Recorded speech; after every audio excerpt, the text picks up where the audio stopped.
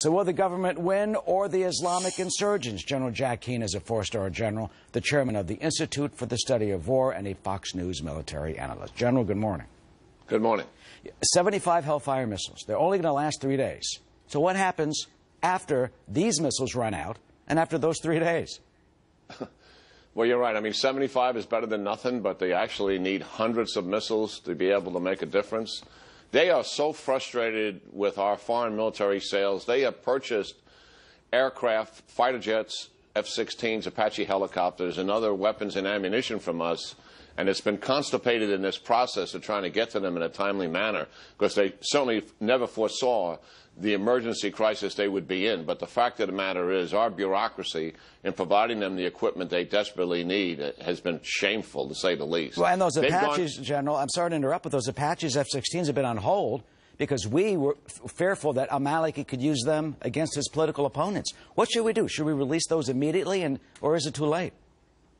No, they certainly could use that equipment, and the sooner we get it to them, the better. They have gone, as you know, to the Russians to get fighter aircraft and also some additional attack helicopters and other weapons and ammunition. And some of that is starting to roll into to Iraq as we speak. But the fact of the matter is, defending Baghdad, I think they have the wherewithal to do that. Conducting successful counteroffensive to retake the territory that's lost, as you're talking about right here in terms of Tikrit, that is going to be a challenge. You know, talk about the military hardware. Not only are the Russians sending potentially 5 warplanes, but the Iranians have allegedly 2 flights a day pouring in military equipment. Do you think this will all be enough to turn the tide?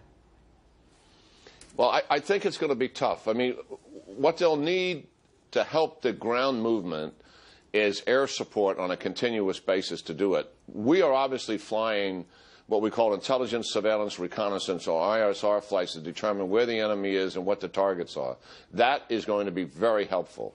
And then what we need is air support and a ground campaign working together, and that's usually a proven success story. The thing that we don't know here, Eric, and what our advisors are truly coming to grips with now, who are on the ground with the Iraqis, is what is the real state of the Iraqi army?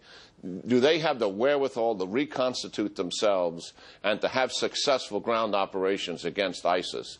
They're beginning to understand whether that's possible or not, and we'll eventually discover that ourselves as these events unfold in front of us. Yeah, it seems that we're in for this for the long haul. They say it could take 6 more months to potentially recapture Mosul, if that's even possible. General Jack Keane, thank you for your insight. Always good to see you.